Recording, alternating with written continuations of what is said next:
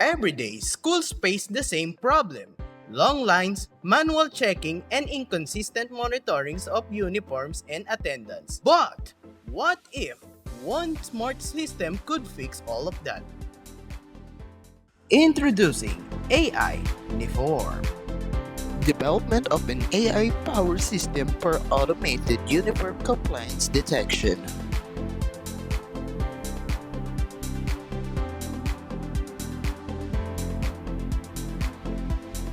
AI-niform changes everything with automated check-in, check-out, and uniform compliance detection powered by artificial intelligence. AI-niform uses a high-definition web camera, a powerful computer technology, and real-time Firebase cloud storage. AI-niform can also be used as a check-in and check-out attendance system for teachers and staff. It will also display the name and the time of check-in or check-out on the monitor screen. Students simply tap their RFID ID card. The camera automatically checks their uniform using yellow PA technology. The AI uniform validates identity, detects uniform compliance, record attendance, and opens the turnstile.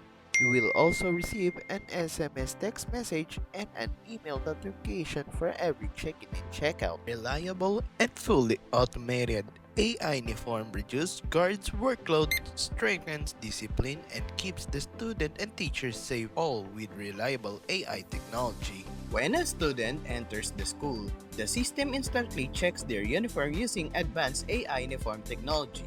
If a violation is found, AI uniform logs the violation, displays an alert on the monitor.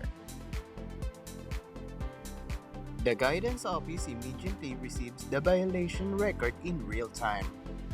It sends an automatic text message and email to the student and to their parents or guardian.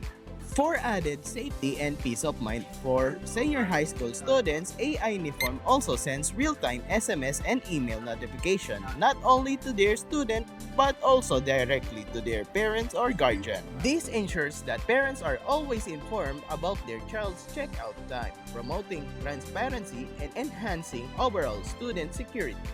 With AI Uniform, the checkout process for students becomes faster, smarter, and more secure. This is the power of AI Uniform.